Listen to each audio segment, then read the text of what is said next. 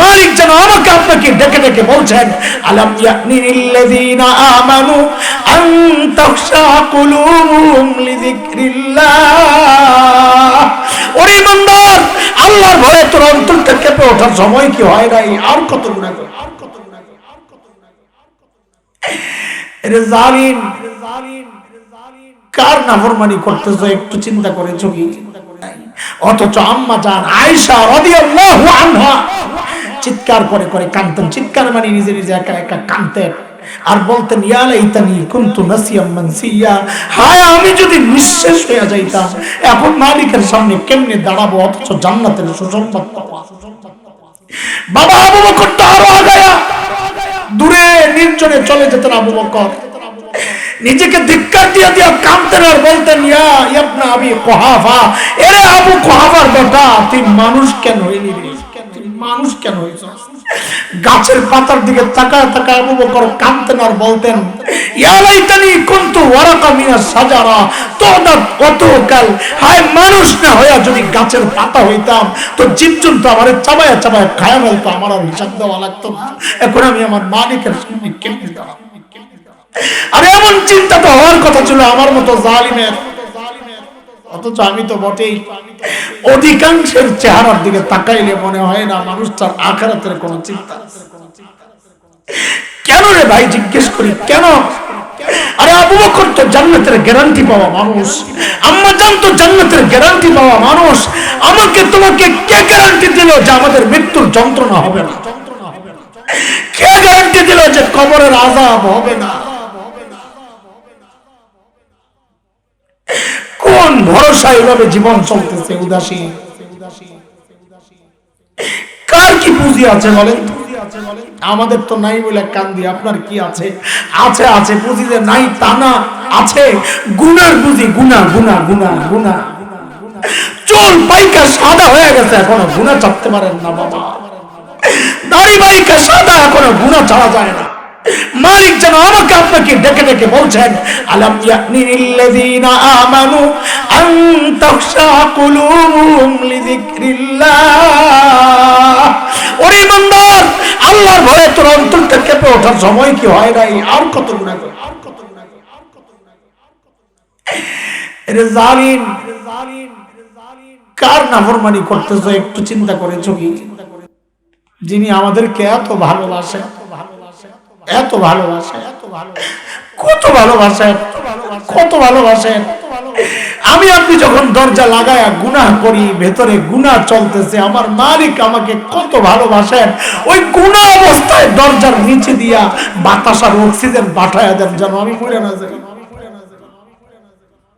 ওই মালিক এত ভালোবাসবেন না কেন? দুনিয়ায় আমাদেরকে সবচেয়ে বেশি ভালোবাসেন মা, আল্লাহ রাসূল ছাড়া। মার কলিজায় কত ভালোবাসে এটা মা জানেন। মাকে যে আল্লাহ বানাইছেন তিনি জানেন, আমি জানি না। কিন্তু কোরআন সুন্নাহ বড়দের মাসআলা থেকে কিছুটা অনুমান করতে পারি মার কলিজায় কত মায়া। একটা মাসআলা তো এমন, কোন সন্তান যদি বাবা মার আগে ইন্তেকাল করে তো বাবা তো সন্তানের লাশের পেছনে পেছনে যাইতে পারে, বাবা তো সন্তানের কবরেও নামতে পারে। বলে কেন বাবার কলিজায় কি মায়া নাই? বলে আছে। বাবাও চিৎকার করে করে কাঁদবে, কিন্তু বাবাকে আল্লাহ শক্তি দিয়েছেন বাবা কবরে দিয়া উপরে উঠতে পারবে। কিন্তু দুনিয়ায় কোন মায়ের জন্য সন্তানের লাশের পেছনে যাওয়া চলবে না, মায়ের জন্য সন্তানের কবরে নামা চলবে না। কেন? এমন কোন পাগলনি নাই যে সন্তানকে দাফন করার জন্য কবরে নাইমা সন্তানকে দাফন করে আবার সুস্থ অবস্থায় উপরে উঠবে, এমন কোন মা নাই। নিজেও লাশ হয়ে শুয়ে পড়ে। কেন বলেন তো? মার কলিজায় যে এত মায়া কেন? মা আমার চোখ বানাইছে, মুখ বানাইছে, হাত পাও কিচ্ছু বানাইছে, অল্প কয়েকদিন ভাড়াটিয়ার মতো পেটে ধারণ করেছেন, লালন করেছেন, তাতেই মার কলিজায় এত মায়া। তাইলে যে আল্লাহ আমার চোখ বানাইছেন ওই আল্লাহর কত মায়া, যে আল্লাহ আমার হাত পা বানাইছেন ওই মালিকের কত মায়া, যে মালিক এত এত নিয়ামত দিয়ে বাঁচায় রাখছেন ওই মালিকের কত মায়া। ওই মালিকের নাফরমানি আর কত কাল চলবে বলে? তো শুধু বলতে চাই এই আয়াতে আল্লাহ সুবহানাহু ওয়া তাআলা কি বলতে চেয়েছেন।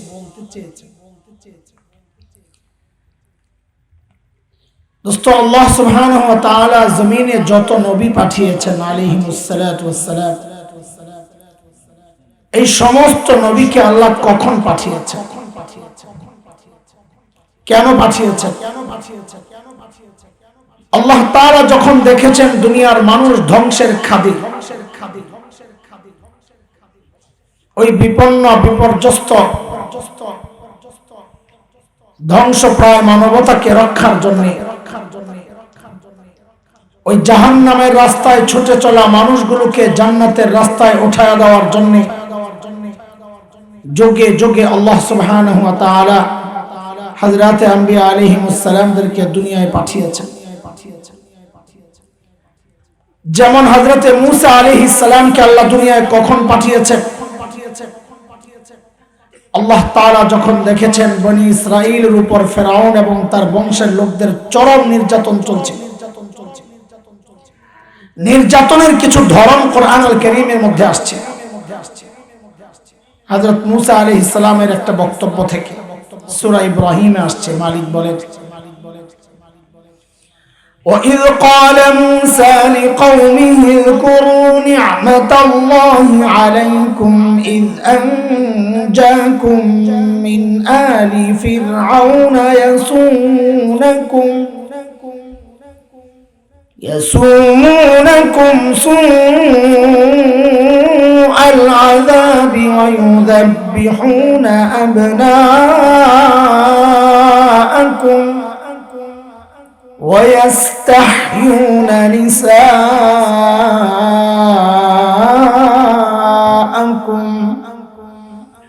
وَفِي ذَلِكُمْ بَلَاءٌ مِّن رَّبِّكُمْ عَظِيمٌ।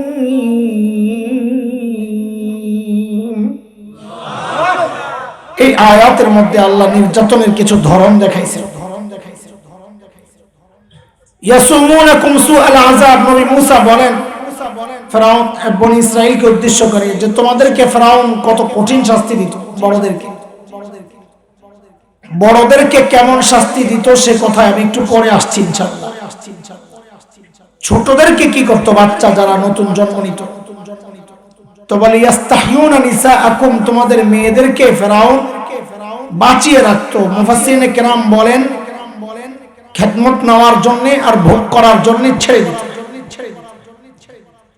আর ছোট্ট শিশু ছেলে যারা জন্ম নিত, ফেরাউন ক্ষমতা হারানোর ভয়ে ওই ছোট্ট ছোট্ট শিশু ছেলেদেরকে জবেহ করে হত্যা করে।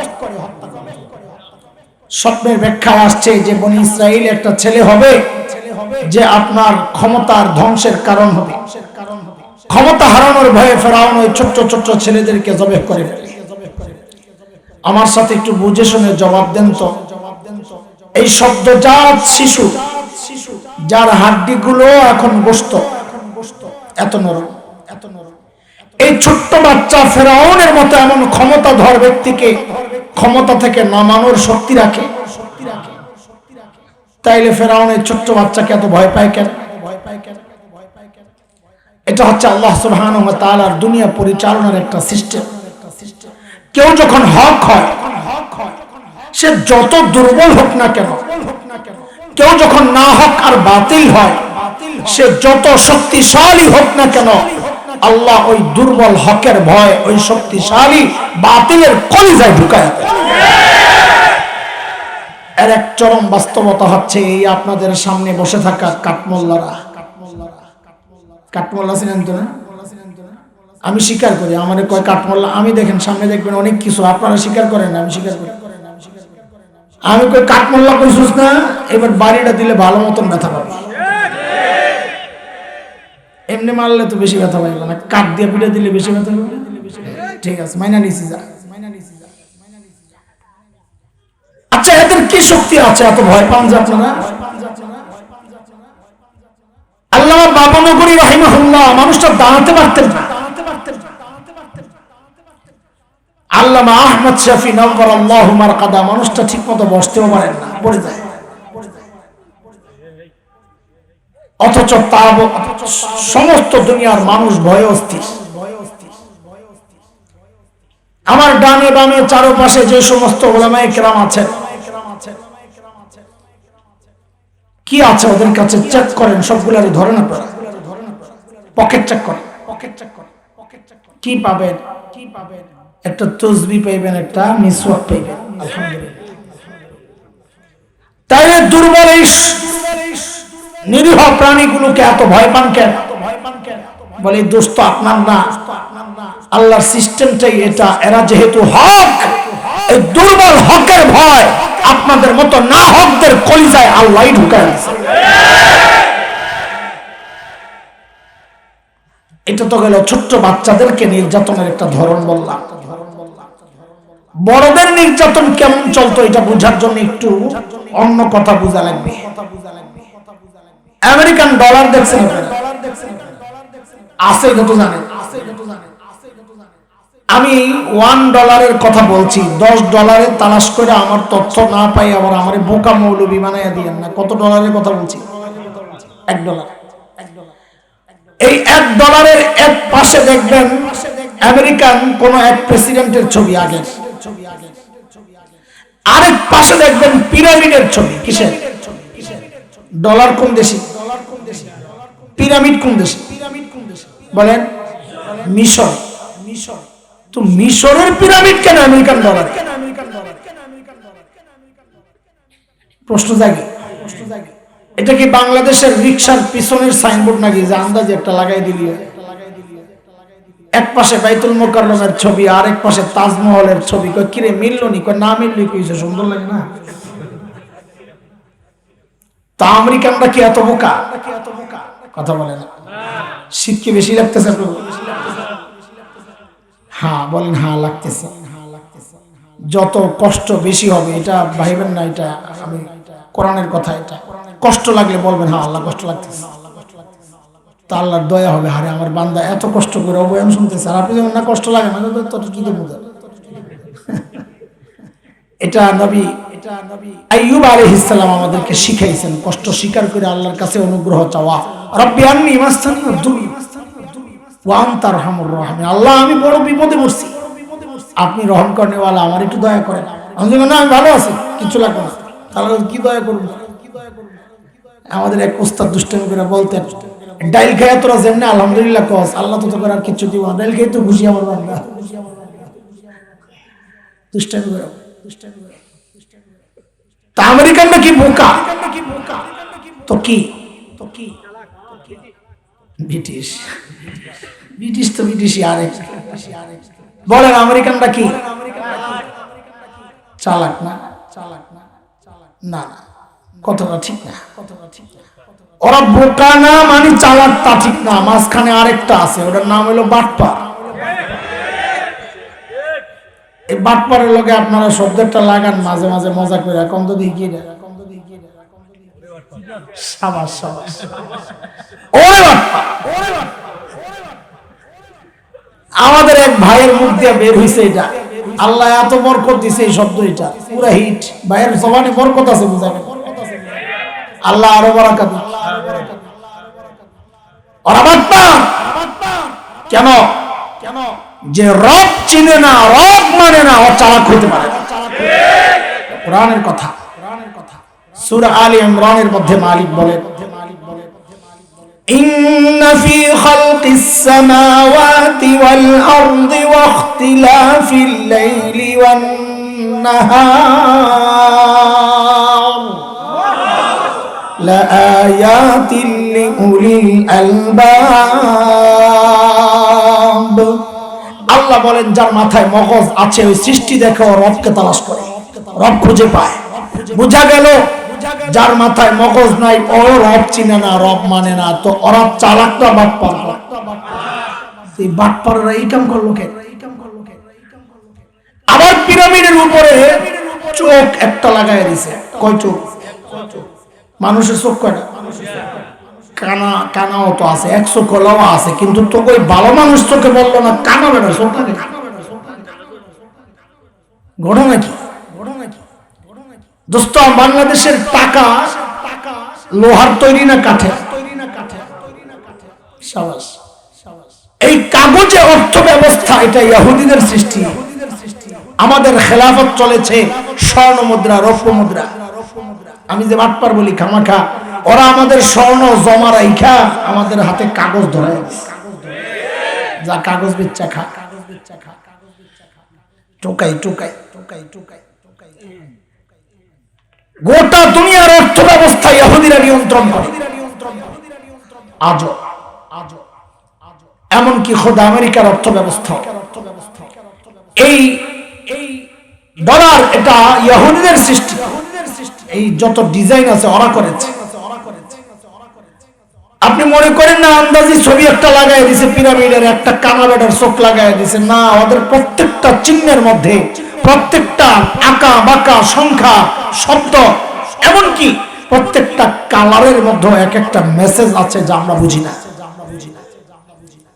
বলে এই পিরামিডের মধ্যে কি মেসেজ, এক চোখের মধ্যে কি মেসেজ, এটা বুঝেন। আমি কিন্তু বুঝাইতেছি ফেরাউনের নির্যাতনের কথা, ওটা মাথায় রেখে। আবার বলি না আরেক জায়গায় গেছি, লাইনই আছে। কথাগুলো মনোযোগ দিয়ে শোনা লাগবে ভাই। আমি দুর্বল মানুষ, এইবার ওরা কি জন্য যে আমার দাওয়াত দিছে আমি জানি না। আমি 4-6 পিটার না পিলিয়ান না, বুঝলেন না? আইসা ওরা তোরা দেশ সক্ষা মায়ের দুর্বল মানুষ। মাদ্রাসায় পড়াই ভাই, মুন্সি মুন্সি মাদ্রাসার হুজুর। ছাত্র যেমনি পড়াই বয়ানও ওইভাবেই করি, একটু একটু করে বুঝায় বুঝায় বুঝায় বুঝায় আগাই। চেইন কথা একটার সাথে আরেকটা লাগা, একটা মিস করবেন পরেরটা বুঝতে আপনার কষ্ট হবে। এই জন্য যারা বসবো তো মনোযোগ সহই বসবো, না বসলে চলে যাবো। মনোযোগ ছাড়া এই মজলিসে বসে কোনো মজা পাইবেন না। আসেনি মনোযোগ, পরীক্ষা নেব। কে কে ঘুমাইছেন একটু হাত তোলেন তো দেখি। আল্লাহু আকবার। না, হাত তুলছে যারা দেখাইছে, আমরা ঘুমাই নাই না। ঠিক আছে ঠিক আছে, ঘুমায়েন না।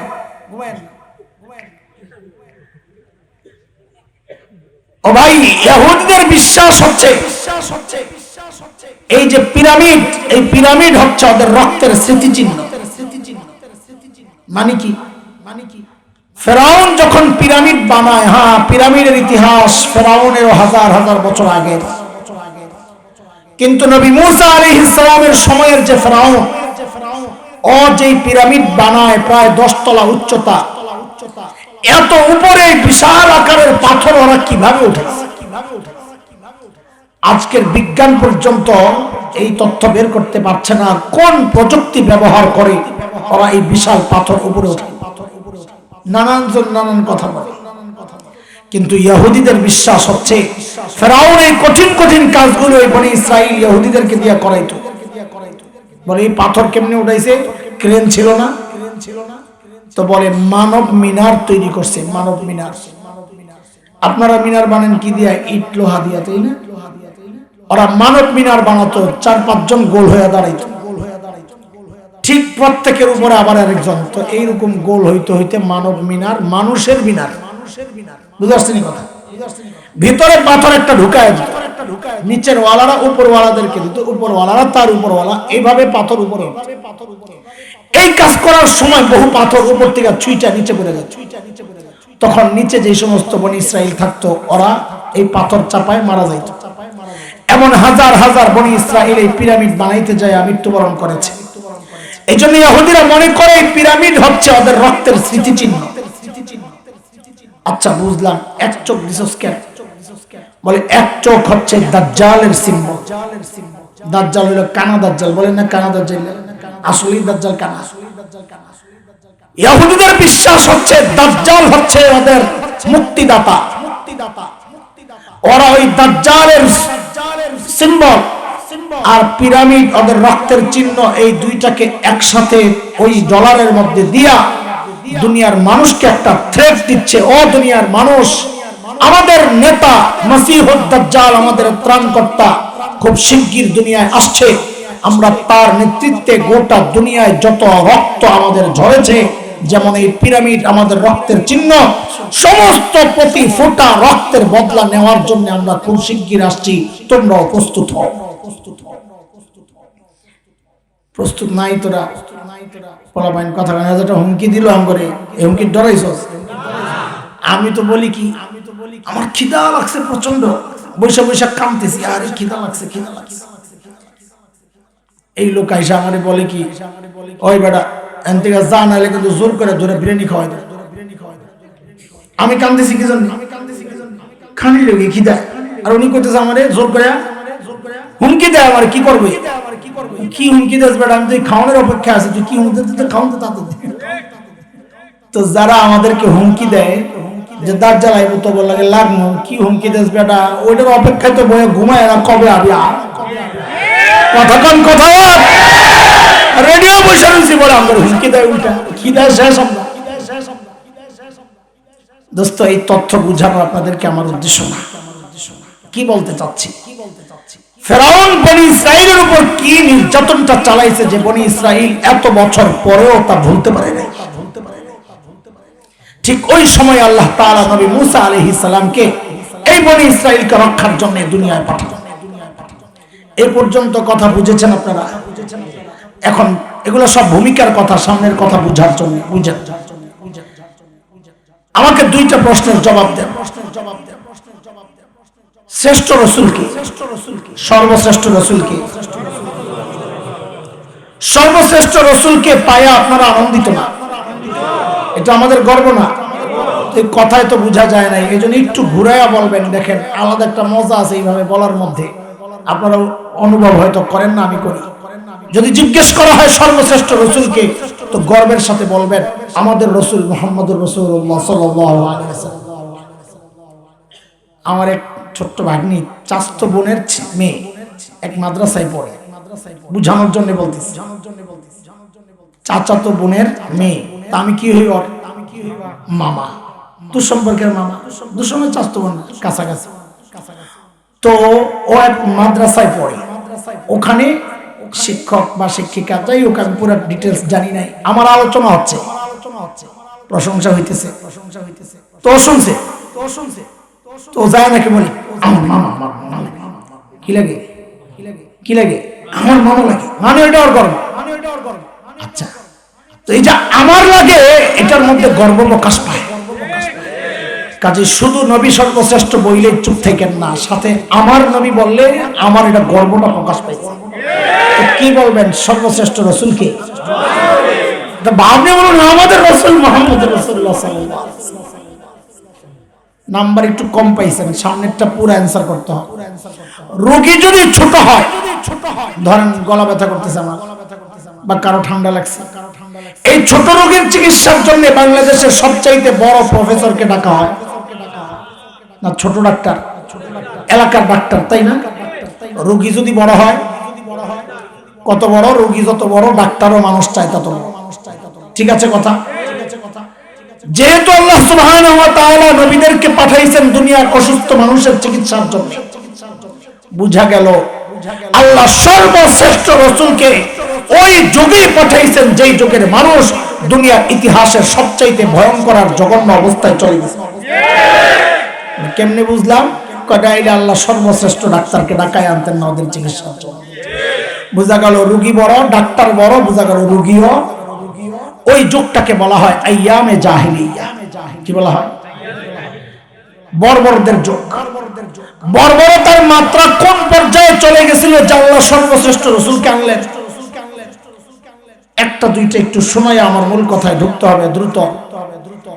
যারা এটা মাথায় রেখেন, সবচেয়ে গুরুত্বপূর্ণ বিষয়, যারা একটা পয়সার জন্য মানুষ খুন করে ফেলতো নির্দ্বিধায়, কোনো ব্যাপারই না, এটা মাথায় রেখেন। মূর্তি পূজা এখন হয় কিনা? তখন হইতো। পার্থক্য কি? এখন মসজিদের মধ্যে মূর্তি রেখে পূজা করা হয়, অথচ তখন খুতবাইতুল্লাহর ভেতরে 360 মূর্তি, ঘরের মধ্যে আলাদা মূর্তি। সফরে বের হইলে সাথে করে মূর্তি নিয়ে যাইতো পকেটে করে। কেন? রাস্তায় যদি আবার পূজা করার জন্য খোদা না পাওয়া যায়। রাস্তায় সুন্দর একটা পাথর দেখছে, ওইটার পূজা করা শুরু করছে, ওই যে সাথে যেটা, এটারে ফেলাই দিছে, প্রতিমা বিসর্জন। জন্ম নিয়ন্ত্রণ এখন হয় কিনা? তখন হয়তো। পার্থক্য কি? এখন জন্ম নিয়ন্ত্রণ হয়, পেটের মধ্যে বাচ্চা নষ্ট করা হয় অথবা আসতে দেওয়া হয়। আর তখন জন্ম নিয়ন্ত্রণ হতো বাচ্চা হওয়ার পর দেখতো ছেলে না মেয়ে। যদি দেখছে ছেলে, রেখে দিত। আর যদি দেখছে মেয়ে এটা বাবার জন্য ছিল সামাজিক কলঙ্ক, আমি মেয়ের বাবা, ওই কলঙ্ক থেকে বাঁচার জন্য বাবা নিজ হাতে নিজের কলিজার টুকরা মেয়েকে জীবন্ত দাফন করে। এই যে মানুষগুলো এই লেভেলের বর্বরতায় পৌঁছে গেল, এত খারাপ হয়ে গেল, এর মৌলিক কারণ কি? আমাদের দারুল দেওবন্দের প্রায় 50 বছরের প্রিন্সিপাল হাকিমুল ইসলাম কারি তৈয়ব রহমতুল্লাহ আলাইহি বলেন, এই পর্যায়ে বর্বর হওয়ার পেছনের মৌলিক কারণ দুইটা। কয়টা? এক নম্বর জাহালাত, অজ্ঞতা, মূর্খতা, লেখাপড়া নাই, মানুষ যা ইচ্ছা তাই করে। দুই নম্বর চারিত্রিক অধঃপতন, লেখাপড়া আছে কিন্তু চরিত্র খারাপ হলেও মানুষ অপরাধ করে। একজন ইঞ্জিনিয়ার লেখাপড়া করা মানুষ না মূর্খ? বলেন শিক্ষিত না মূর্খ? অথচ জাতি কি দেখলো? চরিত্র নষ্ট হওয়ার কারণে অসরকারি কাজের দায়িত্ব পাইয়া রডের বদলে বাস ঢুকে। একজন ডাক্তার শিক্ষিত না মূর্খ? অথচ জাতি দেখলো সাবরিনাদের মতো কিছু অসাধু ডাক্তার করোনার টিকা না দিয়েই সার্টিফিকেট বিক্রি করে দিচ্ছে। ঠিক ওই সময় আল্লাহ সুবহানাহু ওয়া তাআলা সর্বশ্রেষ্ঠ রাসূলকে দুনিয়ায় পাঠান দুইটা মিশন দিয়ে, জাহালত অজ্ঞতা দূর করার জন্য আর চরিত্র ঠিক করার জন্য। আল্লাহর হাবিব দুনিয়ায় এসে ঘোষণা দিলেন, ইন্নামা বুইসতু মুআল্লিমা বুইসতু লিউতাম্মিমা মাকারিমাল আখলাক।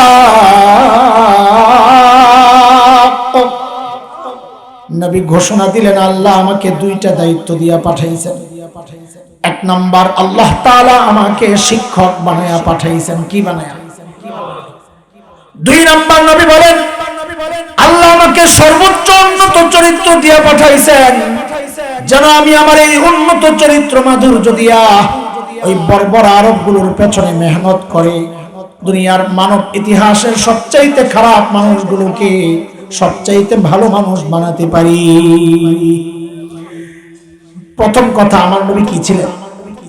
শিক্ষক। বলেন সবাই কথাটা বলেন, বলেন সবাই।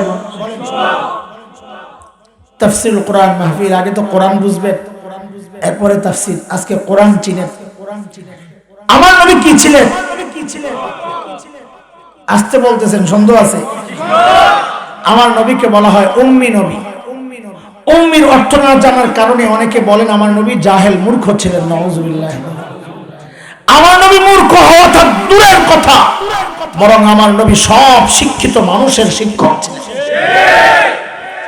দেখেন, আপনাদের চেহারা দেখে বোঝা যাচ্ছে জেনারেল শিক্ষায় শিক্ষিত মানুষ এখানে বেশি, আলেম কম। আমি কিছু কথা বলবো, বাহ্যিক ভাবে আপনাদের মনে হতে পারে আমি আপনাদেরকে খাটো করছি, ছোট করছি, তাচ্ছিল্য করছি। আল্লাহ সাক্ষী, কোন শিক্ষা ব্যবস্থাকে তুচ্ছ তাচ্ছিল্য করার জন্য সামনের কথাগুলো আমি বলছি না। আল্লাহ সাক্ষী, কোন শিক্ষা ব্যবস্থাকে ছোট আর খাটো করার জন্য আমি এই কথাগুলো বলবো না। আমার এই সব কথাগুলো বলার একটাই উদ্দেশ্য, আমরা যারা মাদ্রাসায় পড়েছি অদস্ত আমরা ঠকি নাই। যদিও আপনারা মনে করেন আমরা ঠকে গেছি, পশ্চাৎপদ জাতি, না, আমরা ঠকি নাই। আপনাকে পয়গাম দিতে আসছি, আপনিও ঠকবেন না। নিজে ঠকলে অন্তত সন্তানকে ঠকায়েন না। কি সেটা একটু বুঝে। আমরা যারা মাদ্রাসায় পড়েছি, কোরআনী শিক্ষার সাথে যুক্ত, কওমি হোক, আলিয়া হোক, যেটাই হোক, এটা আমাদের একটা গর্ব যে আমাদের শিক্ষার গোড়ায় মুহাম্মদুর রাসূলুল্লাহ সাল্লাল্লাহু আলাইহি ওয়াসাল্লাম। এটা আমাদের গর্ব। আপনাদেরকে জিজ্ঞেস করি, আপনারা যারা জেনারেল শিক্ষা, আসমানি শিক্ষা ছাড়া অন্য যে কোনো শিক্ষা আপনাদের গোড়ায় কি? খুঁজে পাইবেন না। আসল কথা এটা। আমি একটা বলি, আপনি দেখেন আপনার ভালো লাগে কিনা। না লাগলে আপনারটা বলেন, আমি মানা করি না।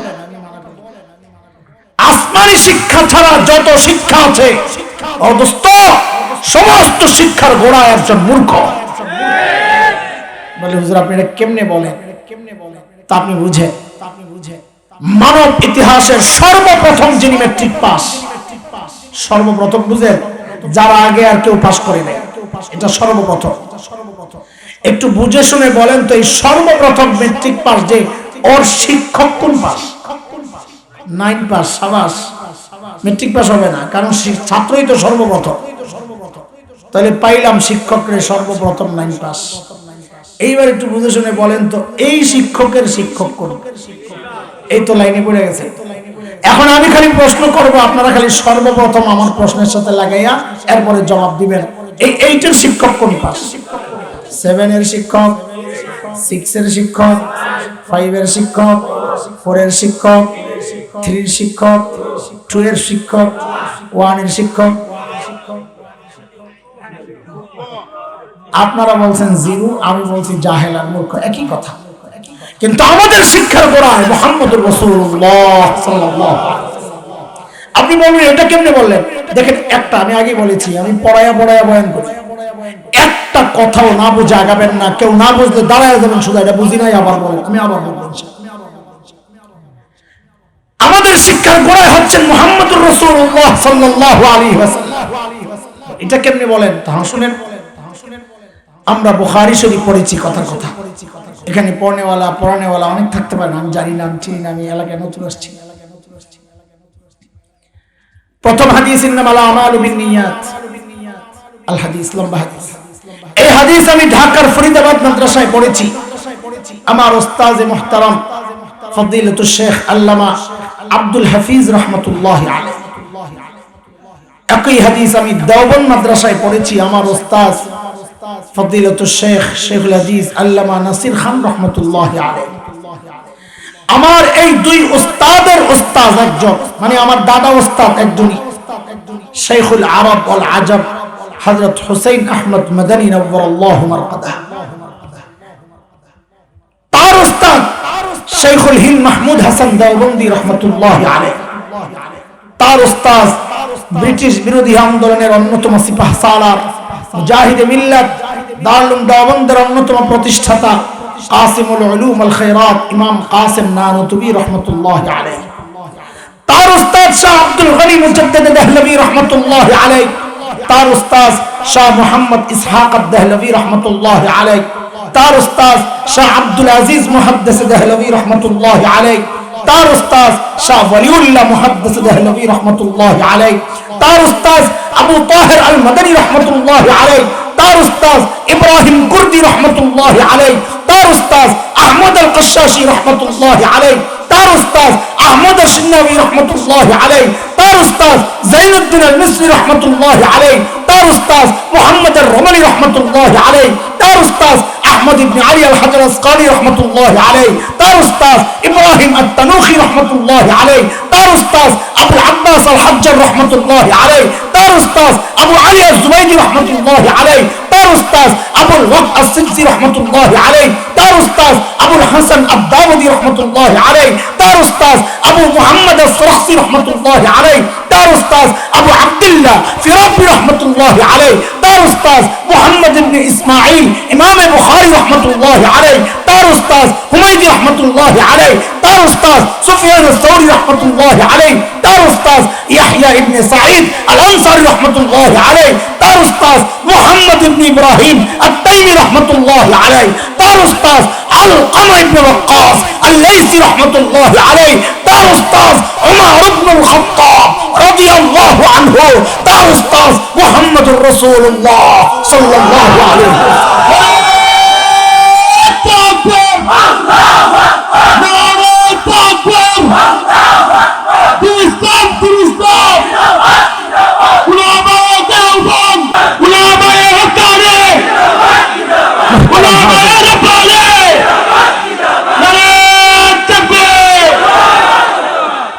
আমাদের গর্ব যে আমাদের শিক্ষার গোড়ায় মুহাম্মদুর রাসূলুল্লাহ।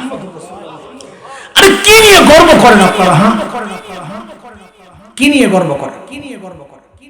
আমি দেখাচ্ছি আমার কাছে একটা হীরার টুকরা আছে ভাই, একটা হীরার টুকরা পাইছি। আপনি ওই পাশ থেকে আমারে ভেংসি মারতেছেন, আরে মোল্লা একটা হীরার টুকরা পাই এত লাফাইতেছো, তো আপনার কাছে আসেনি কিছু? হ্যাঁ আছে, মানে কি আছে? কয়েক ট্রাক বালু আছে। এখন আপনার আমি কেমনে বুঝাবো?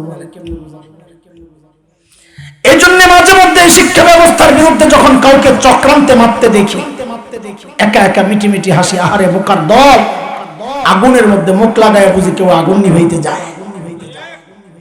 সংসদে দাঁড়ায় তো একজন বলেই ফেললেন, ডরায়েন না, সরকার দলীয় না। মাননীয় প্রধানমন্ত্রী যখন মাদ্রাসার স্বীকৃতি দিয়েছেন তখন জ্বলতেছিল, দাঁড়ায় বলে ফেলছে কওমি মাদ্রাসাগুলো হচ্ছে বিষ বৃক্ষ। নাউজুবিল্লাহ পড়লেন, জায়গা মতো নাউজুবিল্লাহ না পড়ার কারণে তওবার অংশ হিসাবে আরেকবার পড়েন নাউজুবিল্লাহ। কি পড়া দরকার পড়বেন আলহামদুলিল্লাহ। হ্যাঁ হ্যাঁ, কওমি মাদ্রাসা বিষ, ওই যে বলছি না, আপনারা বুঝেন একটা, আমি উল্টা বুঝি। আমারে যা কয় আমি মাইনা লই, কাঠমাল্লা কয় মাইনা লই, জঙ্গি কয় মাইনা লই। ঠিক আছে আমি জঙ্গি, তোর কি সমস্যা? আমি মৌলবাদী, আমি মৌলবাদী, তোর কি সমস্যা? যা কয় মাইনা লই। আমার কয় কওমি মাদ্রাসা বিষ বৃক্ষ, আমি আলহামদুলিল্লাহ। সরকার কি কয়? আপনারাও কন আলহামদুলিল্লাহ। হ্যাঁ, কওমি মাদ্রাসা বিষ বৃক্ষ, কথা ঠিকই আছে। কেমনি ঠিক আছে? কি কয় না করবে, তো ইমান খাইবো আমাকে দেখা যায় না। না আপনি দেখেন না, আরে লবণ চিনেন তো? লবণ খাবারের এক জরুরি আইটেমের নাম। লবণ ছাড়া খাবার বেশা। যোগ চিনেন? যোগ কি খায়? আরে যোগ কি খায়? যোগের মাথায় যদি এক দলা লবণ দেন, ও আপনাকে আহলান সাহলান মারহাবান তৈবান সালাম খায়া যান, বেড়ায়া যান কইতে কইতে যাইব না, ছটফট করতে করতে মারা যাবে। কারণ ওই রক্তক্ষেক যোগের জন্য লবণ বিষ। তাই না? কথা তো ঠিকই আছে। কওমি মাদ্রাসা বিষ বৃক্ষ, হ্যাঁ হ্যাঁ, যারা মানুষ তাদের জন্য আল্লাহর দেওয়া শ্রেষ্ঠ নিয়ামত এই মাদ্রাসা। কিন্তু যারা মানুষের রক্ত চষে চষে সম্পদের পাহাড় করে, ওদের জন্য জরুরি আইটেম না, ওদের জন্য তো বিষ। কথা তো ঠিকই আছে। হুজুর আলহামদুলিল্লাহ কেন পড়াইছেন? না এটাও বুঝেন না, বুঝে আগায় না, যা করে আলহামদুলিল্লাহ কেন পড়াই? ধরেন আপনি একটা লবণের ফ্যাক্টরি দিচ্ছেন কক্সবাজার, মহেশখালী, ওখানে লবণের চাষ হয়। ওখান থেকে আপনার ফ্যাক্টরি একটু লবণ আসছে স্যাম্পল, হুজুরের মালিক ধরেন কথার কথা, তো হুজুর চিন্তা করতেছে এটা মার্কেটিং করার আগে একটু টেস্ট করা দরকার, সলিড না ভেজাল, আসল না নকল। তো পাশের যুবকরে কইতাছে, ভাই এটা কেমনে টেস্ট করুন? কয় আর হুজুর বুদ্ধি আছে। মানে কি কয়টা যোগ ধরে লই, কয় যা যোগ একটা আইনা হুজুরের টেবিলের উপর ছেড়ে দিছে, লবণ একটু দিছে, দেখে যে যোগ মরে না, লাফাইতে লাফাইতে যায় না, হুজুরের শাস্তি। এই লবণ বলেন আপনারা আসল না নকল? কিন্তু যদি দেখেন যে যোগের উপর লবণ দেওয়ার সাথে সাথে যোগটা ছটফট করতে করতে মারা গেছে, তো কি বুঝবেন আসল না নকল? তখন কি পড়বেন? নাউজুবিল্লাহ না আলহামদুলিল্লাহ? যে আমার কোম্পানির লবণ সলিড, আলহামদুলিল্লাহ, তাই না? তো ওই আলহামদুলিল্লাহ তো বাইর করতে চাই, আপনারা তো বাইর করেন না। হ্যাঁ হ্যাঁ, আরে যারা যোগ, ওকে গায়ে যেহেতু মাদ্রাসার জ্বলন তৈরি হয়েছে, বুঝা গেল আমাদের খেদমত গুলা ঠিকঠাক মতোই চলছে, আমরা ভেজাল জিনিস সাপ্লাই দিচ্ছি না, আসলটাই দিচ্ছি। এবার কি করবে? আর জোরে কর, হ্যাঁ মাদ্রাসা বিষ বৃক্ষ, আলহামদুলিল্লাহ মাইনা নিলাম, যা কমি মাইনা নিলাম। বাকি আমাকে ব্যাখ্যা খাওয়ানোর জন্য প্রস্তুত থাকিস, কোনটা অস্বীকার করি না, যা কয় আলহামদুলিল্লাহ। আল্লাহর হাবিব সাল্লাল্লাহু আলাইহি ওয়াসাল্লাম ওই দুই মিশনে যখন ওই বর্বরদের পেছনে মেহনত শুরু করলেন, কোরআনের তালিম দেওয়া, নিজের উন্নত চরিত্র মাধুর্য দিয়ে ওদেরকে সাজানো, এই মানুষগুলো আগে ছিল বর্বর, আল্লাহর নবীর মেহনতের পর এদের পরিচয় পাল্টায় গেছে। বলে নতুন পরিচয় কি? বলে আমি কি বলবো? নবীকে জিজ্ঞেস করো, আল্লাহকে জিজ্ঞেস করো। নবীকে জিজ্ঞেস করলাম, ইয়া রাসূলুল্লাহ, এই বর্বরদের নতুন পরিচয় বলেন। তো নবী বলেন, খায়রুল কুরুনি কারনি, এরা আর বর্বর নাই, এরা এখন মানব ইতিহাসের শ্রেষ্ঠ মানুষ হয়ে গেছে। আল্লাহকে জিজ্ঞেস করলাম, আল্লাহ এই বর্বরদের নতুন পরিচয় বলেন। মালিক বলেন, সীমাহুম ফি উজুহিহিম মিন আসারিস সুজুদ, আল্লাহ বলেন ওদের চেহারার মধ্যে সেজদার চিহ্ন দেখবা। বলে সেজদার চিহ্ন তো বাহির দিয়া, তার মানে বাহিরে ফিটফাট, ভিতরে আবার সদরঘাট কিনা? আল্লাহ বলেন না না না, আমার নবীর সাহাবীরা বাহিরও এক নাম্বার, ভেতরও এক নাম্বার। কারণ আমি ওদের ভেতরের পরীক্ষাও নিয়েছি, ওদের কলবের পরীক্ষা নিয়েছে, ওই পরীক্ষায় ওরা পাস। কার কথা? আল্লাহ বলেন উলাইকাল্লাযীনা ইমতাহানাল্লাহু কুলুবাহুম লিত্তাকওয়া লাহুম মাগফিরাতুন ওয়া আজরুন আযীম।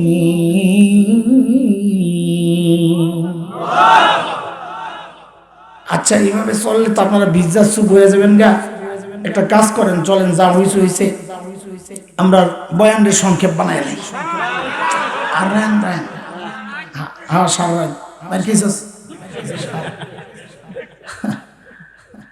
এক পিসা ওয়াজ করছে কোন এলাকায় যাইয়া, আল্লাহ ওয়ালার কবর থাকে যে এলাকায়, আশপাশের কবর ওরাও কিছু রহমত টহমত পায়। হাদিসের ইশারা আছে। ওয়াজ করে গেছে, ঘরে দেয় বাইরে চিল্লাচিল্লি হইতেছে। আগেরকার দিনের পিসাবরা তো আমাদের মতো ফুট করে গাড়ি দিয়ে আইতে, আবার ফুট করে যেত না, রাত্রে থাকতো মুরগির ডিম, কলা, চাল ডাইল লইয়া গাঠি লইয়া যেত। তো যেই দেখছে বাইরে চিল্লাচিল্লি হয়, খাদেমকে পাঠাইছে, দেখতো মানুষ কেন চিল্লায়। খাদেম দৌড়ে যায়, তাড়াতাড়ি গাঠি গোল করেন, এই এলাকায় রাতে থাকা যাবে না। কি জন্যে? কাবু ওয়াজ করছেন এলাকা আল্লাহ ওয়ালার কবর থাকলে আশেপাশের কবর ওয়ালারও রহমত পায়। এলাকার মানুষ কয়, হ্যাঁ রে খোদা, আমগো কপাল, আমগো এলাকায় তো কোনো আল্লাহ ওয়ালা না, একটা কাজ করো, হুজুরের মাইরা কবর দিয়ে হুজুর মইরা যাক, আমার রহমত দরকার। সারাই তো আসন আমি মরে যাক, জালেম কোথাকার। আচ্ছা চলেন পুরা বয়ানটাকে আমরা একটা ফ্রেমের মধ্যে নিয়ে আসি, যেন আপনাদের বোঝা সহজ হয়, মনে রাখা সহজ হয়, বাড়ি নেওয়া সহজ হয়। না বাড়ি নিবেন না বয়ান? নিবেন হ্যাঁ ইনশাআল্লাহ বাড়ি নিতে হবে ভাই। এই মাহফিলগুলো একটা তামাশা হয়ে গেছে, এখান থেকে নেওয়ার মতো কিচ্ছু থাকে না। যতক্ষণ ছিলাম মজা লাগছে, এই মজা পাইতেছি। মজার জন্য মাহফিল না দিল চেঞ্জের জন্য? হ্যাঁ, হয় দিল চেঞ্জ করতে হবে অথবা দেমাগ চেঞ্জ করতে হবে। আমি বলি আমার বয়ান হয় দিল চেঞ্জ করার অথবা দেমাগ চেঞ্জ করার। যেটা দিল চেঞ্জ করার বয়ান ওটার নাম দিছি আমি ওয়াজ, আর যেটা দেমাগ চেঞ্জ করার বয়ান ওটার নাম দিছি ওয়াশ। কি ওয়াশ? ওয়াশ ধোলাই, ধোলাই বুঝেন না? হ্যাঁ ধোলাই। হায় আজকের গোটা বয়ানটা যা করছি এতক্ষণ, সামনে যা করবো ইনশাআল্লাহ 6 কথা। বলেন কয় কথা? সাহাবীদেরকে নিয়ে 3 কথা, আমার মতো জাহেলদেরকে নিয়ে 3 কথা। সাহাবীদেরকে নিয়ে 3 কথা কি আমি বলবো, আমার সাথে সাথে বলবেন, মুখস্থ করেন, জবাব দিয়ে না, আমি প্রশ্ন করছি না, আমার সাথে সাথে বলেন ওরা ছিল কি? না জবাব দিয়ে না, আমার সাথে সবাই বলেন ওরা ছিল কি? একটা অবাক হওয়ার মতো ভাব করে বলেন হইল কি? আবার বলেন ওরা ছিল কি? হইল কি? মাঝখানে ঢুকলো কি? হ্যাঁ, কথাগুলো বুঝে থাকলে তো বলতে মজা লাগবে। ওরা ছিল কি? সবচেয়ে খারাপ মানুষ ছিল। প্রমাণ কি? ওদেরকে ঠিক করার জন্য আল্লাহ সর্বশ্রেষ্ঠ রাসূল এমনি পাঠাইছে। তো ছিল কি? সবচাইতে খারাপ মানুষ। হইল কি? সবচাইতে। এই যে পরিবর্তনটা কিসের ছোঁয়া, মাঝখানে আবার কি ঢুকছে? তো কোরআন সুন্নাহ। কি ঢুকছে? তো সুন্নাহ, যেহেতু কোরআনেরই ব্যাখ্যার জন্য সুন্নাহ বাদ দেন, বলেন যে কোরআনের ছোঁয়া, এই পরিবর্তন কিসের ছোঁয়া? তো এইবার পুরো কথাটা আবার বলেন, তাহলে মজা লাগবে। ওরা ছিল কি? হইল কি? মাঝখানে ঢুকলো কি? ঠিক এর উল্টা আমরা। ওরা যেই কোরআন ধরে আগায় গেছে, আমরা ওই কোরআন ছাড়ছি। ওরা যেই রাস্তা ছাড়ছে, আমরা ওইটা ধরছি। এতে করে আমরা ঠকছি না জিতছি? এটা আমাদের গর্ব না আফসোস? তো এইটাই বলেন, আমাদের 3 কথা বলছি না, আমাদের 3 কথা বলেন। ধরলাম কি? ছাড়লাম কি? আবার ধরলাম কি? ছাড়লাম কি? হাত উঠান, এরকম হাত উঠান, হুজুরান এরকম হাত উঠান, উঠাইছে কপাল একটা জোরে বাড়ি মান। আরে করলাম কি? আহারে হইল না, কলির নিচের থেকে বের করে আহারে করলাম কি? আমি মুছতে কইছি আল্লাহুম্মা আমিন বিরহমাতিকা ইয়া আরহামার রাহিমিন। শুনেন শুনেন, আমরা এমনি বদনাম নোয়াখালীর এক হুজুর উঠাইছে, আমরা খালি ছাত্র পিটাই। আমি বলছি বদনাম যেহেতু হয়েছে, এই পিটানি মাদ্রাসার থেকে আমার মাহফিলে লই আমু। আর সব দিনে পিটানো তো আমার কষ্ট হবে, এই জন্য বলি উল্টা পাল্টা জবাব দিবি, আমি কিন্তু মুরগি বানায় থুয়ে দেবো। জোয়ানগুলো যেগুলো আছে হুন্ডা করে কিছু মনোযোগ দিয়ে সঙ্গে ক্লাস ক্লাস বলেন। ওরা ছিল কি? হইল কি? মাঝখানে বলেন ঢুকলো কি? ধরলাম কি? ছাড়লাম। আহারে করলাম। 6 কথা মনে থাকবে তো ইনশাআল্লাহ। এই চলেন এবার এই 6 কথার ব্যাখ্যা দেব 2টা উদাহরণ দিয়ে শেষ করে। এর মানে মনে করে 2 মিনিটে শেষ করে দিছি। রাখেন। ওরা ছিল কি হইল কি দেখেন, কি মানুষ কি হয়ে গেছে। আমি আল্লাহর নবীর একজন সাহাবীর কথা আপনাদেরকে শোনাচ্ছি, দেখেন ভুল বুঝেন না। গাল গল্প করে সময় নষ্ট করার সময় আমাদের হাতে নাই। মূল কথা বলেই তো শেষ করতে পারি না, সেখানে গল্প বলার সময় কোথায়? বলছি আপনাদেরকে বোঝানোর জন্য। তাও এটা কোনো বানানো আন্দাজি কোনো গল্প না যে কারো কাছ থেকে শুনেই মেরে দিছি না।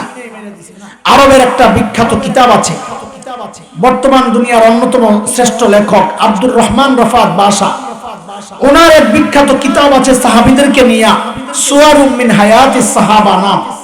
এই কিতাবের প্রথম ঘটনা এটা আমি যেটা বলছি। সাহাবীর নাম সাঈদ ইবনে আমির আল জুমাহি রাদিয়াল্লাহু আনহু। মানুষগুলো ছিল কি মাথায় রেখে 1 পয়সার জন্য যারা মানুষ খুন করত, মনে আছে তো? এই আল্লাহর বান্দা মুসলমান হয়েছেন একটু দেরিতে, হিজরতের অনেক পর, কিন্তু মুসলমান হয়েছেন বড় পাক্কা মুসলমান। কতটা পাক্কা যে হযরত ওমর রাদিয়াল্লাহু আনহু যখন খলিফা, হযরত ওমররে যায়া বুঝায়, বড় কলিজায় সাহস কত দেখেন। ওমর ঠিকঠাক মতো দেশ চালায় না, এটা কিন্তু খবর আছে আল্লাহ ধরবে। কলিজা কত বড় দেখছেন? কারণ কি, মানুষ নিজে যখন সৎ হয় তার সাহসও তত উঁচা হয়। নিজে যদি হয় 2 নাম্বার তো কথা বলে মিনমিন করে আর তেলের দাম বাড়ায়। তেলের দাম বাড়ি বুঝছনি তোরা, আর অত ব্যাখ্যা লাগবে না, পারবেন না। হযরত ওমর ধরছেন একদিন, মিয়া খালি নসিহত করো কাজলো, এটা জিদ করে বলেন নাই ওমর। সাহাবারা এত খারাপ ছিল না, খারাপই ছিল না এত কি, এটা বলছেন হযরত ওমর এই দৃষ্টিকোণ থেকে, হারে মানুষটা বড় সৎ, এমন একজন অনেস্ট মানুষকে দায়িত্ব দেওয়া দরকার। কারণ শাসক যদি ন্যায় নীতি থাকে, শাসকের যদি দুর্নীতি পরায়ণ যদি না হয়, শাসক যদি সৎ হয়, নিষ্ঠাবান হয়, তাহলে জনগণ শান্তিতে থাকে। আমাদের দুর্ভাগ্য গোটা দুনিয়া যে আমরা সারা দুনিয়ায় শাসক পাইছি হয় জালেম নয় দুশ্চরিত্র। এটা গোটা দুনিয়ার মানুষের জন্য দুর্ভাগ্য। বাংলাদেশের কথা বলছি। হযরত ওমর জোর করে ধরে সাঈদ ইবনে আমির আল জুমাহিকে সিরিয়ার এক শহর হিমসের গভর্নর বানায়া পাঠায়। সামনের কথাগুলো বোঝার জন্য 2টা কথা বুঝেন। যেই এলাকার মানুষ যত ধনী হন, ওই এলাকার যারা জনপ্রতিনিধি হন, মেম্বার, চেয়ারম্যান, এমপি, তারাও খুব ধনী হন। এলাকার একটা বাতাস। আজকের দুনিয়ায় Bangkok, Singapore, Thailand, Dubai, Abu Dhabi, Karachi, Bombay, আমাদের চিটাগাং, এগুলো যেমন বাণিজ্যিক শহর, ওই সময়ে গোটা দুনিয়ার বাণিজ্যিক শহর ছিল সিরিয়া। এবার একটু বুঝে শুনে বলেন তো, সেই সিরিয়ার শহর হিমসের গভর্নর ধনী হওয়ার কথা না গরিব হওয়ার কথা? কেমন ধনী? ছোট মোটো না অনেক বড়? তো কত বড় ধনী ছিলেন একটু শুনেন। আরে মানুষগুলো ছিল কি হইল কি, খেয়াল করতে থাকে। হিমস থেকে এক দল আসছে হযরত ওমরের সাথে সাক্ষাৎ করার জন্য। কথাবার্তা শেষ, হযরত ওমর বললেন, তোমরা হিমসের গরিবদের একটা লিস্ট দাও, আমি বাইতুল মাল থেকে ওদের জন্য কিছু বরাদ্দ দিয়ে দিই। লোকেরা সুযোগ পাইছে গরিবের লিস্ট করতে, বড় একটা লিস্ট করছে হিমসের গরিবদের নিয়ে হযরত ওমরের কাছে জমা দিয়েছেন। ফুকারা ও হিমস, এটা হিমসের গরিবদের লিস্ট। আল্লাহু আকবার। সাইয়েদনা ওমর লিস্টের দিকে নজর বুলিয়ে অবাক হয়ে গেছেন। কেন? দেখেন যে লিস্টের শুরুর দিকেই হিমসের গভর্নর সাঈদ ইবনে আমির আল জুমাহির নাম। মানুষগুলো ছিল কি হইল কি, খেয়াল করেন। সাইয়েদনা ওমর জানতে চাইলেন, আমি এরকম ফাকির এরকম, হেই কি ব্যাপার, তোমার গভর্নর কি গরিব? হিমসের লোকেরা জবাব দিলেন, বালা আমিরুনা আফকারুনা, আমাদের গভর্নর শুধু গরিব না, হিমসের মধ্যে সবচাইতে গরিব। হযরত ওমর এতটা খুশি হয়েছে, সাথে সাথে 1000 স্বর্ণ মুদ্রা প্যাকেট করে দূত মারফত পাঠায়া দিয়েছেন, যাও আমার সাঈদকে হিমসে দিয়ে আসো, আমার পক্ষ থেকে হাদিয়া। 1000 স্বর্ণ মুদ্রা বুঝেন, কোটি টাকার উপরে। হযরত সাঈদের কাছে যখন ওই হাদিয়া পেশ করছে, হযরত সাঈদ প্যাকেট খুলে যখন বুঝলেন ওনার জন্য এই বিশাল অঙ্কের হাদিয়া, উনি সাথে সাথে প্যাকেটটা ছুঁড়ে মেরে চিৎকার দিয়ে বলে উঠলেন, ইন্না লিল্লাহি ওয়া ইন্না ইলাইহি রাজিউন। হাদিয়া পাইলে কি পড়ার কথা? ইন্না লিল্লাহি ওয়া আলহামদুলিল্লাহ। আরে ভাই, আমি তো আলহামদুলিল্লাহ পড়তাম, ভিতরে যায় আরো 3টা লাভ দিতাম, আপনারা কি বলতেন? হাসে খালি আমার উপদেশ দিল। আপনারা কি বলতেন? আলহামদুলিল্লাহ বলতেন না ইন্নালিল্লাহ? আল্লাহর নবীর সাহাবী কি করতেছে? বউ ভেতর থেকে ডরায় গেছে, আরে এইভাবে ইন্নালিল্লাহ কেন পড়লো? মদিনা থেকে দূত আসছে, আল্লাহ জানে কোন দুঃসংবাদ নিয়ে। সাথে সাথেই জানতে চাইলেন আকুতিলা উমর ইবনুল খাত্তাব, কি ব্যাপার এইভাবে ইন্নালিল্লাহ কেন পড়ছেন? হযরত ওমর কি শহীদ হয়ে গেছেন না? হযরত সাঈদ জবাব দেন যে না না, ঘটনা তা না, বরং তার চেয়ে আরো অনেক মারাত্মক। বউ তো আরো ডরে গেছে, আরে ওমরের শাহাদাতের চেয়ে মারাত্মক ঘটনা কি? আবার জিজ্ঞেস করলেন আকুতিলাল মুসলিমুনা ফি মারিকা, তাইলে কি কোন যুদ্ধে মুসলমান ব্যাপকভাবে শহীদ হয়ে গেল নাকি? হযরত সাঈদ জবাব দেন যে না না, ঘটনা তাও না, তার চেয়ে মারাত্মক। বউ তো আরো অবাক, আরে এর চেয়ে মারাত্মক ঘটনা। আল্লাহু আকবার। দোস্ত, হযরত সাঈদের জবাবটা ইতিহাস হয়ে গেছে, সোনার অক্ষরে লেখা হয়ে গেছে। বললেন কি তিনি, যে মানুষ একটা পয়সার জন্য মানুষ খুন করত, আজকে তাদের পরিবর্তন দেখেন। হযরত সাঈদ বলতেছেন দাখালাত আলাইয়া দুনিয়া লিতুফসিদা আখিরাতি, আরে আমার ঘরে দুনিয়া ঢুকছে আমার আখিরাতকে বরবাদ করার জন্য। সাথে সাথে বিবিকে বললেন আমি একটা আরজি পেশ করতে চাই। বলে বলেন বলেন। বলে আমি চাই মদিনার দূত আমার ঘরে থাকতে থাকতে এই 1000 স্বর্ণ মুদ্রা তুমি হিমসার গরিবদের মধ্যে বিলাইয়া দিবা। বউ তো আমার সাহাবীর বউ, হাসান জামিলের বউ তো না। আপনাদের সবাই তো ভালো মাশাআল্লাহ, আপনাদের এলাকায় আছে, আমি কিছু বলবো না, যাইয়ালি। কিন্তু আমারটা বললো তার কেউ শুনবে না। আমার বউরে যদি কইতাম এই কথা, সব দিয়া দো আল্লাহর রাস্তায়, সব দিয়া দুই ভাগ করেন, আপনার তো দিয়ালেন আমারটা থাক। অথচ আল্লাহর নবীর সাহাবী, আল্লাহ তাআলা যার লগে যেমন মিলাইছে, পোলাপেন শব্দটা আমার সাথে বল, তোরা তো পরে ভালো লাগবে, তো মজা লাগবে, মানে নিজের জীবনের জন্য কাজ হবে। বল জেসকাল লগে তেসকা, মানে আল্লাহ যার লগে যেমন মিলে আর কি। তুই যদি 2 নম্বর হস, বউ হইবি 3 নম্বর, মনে রাখিস।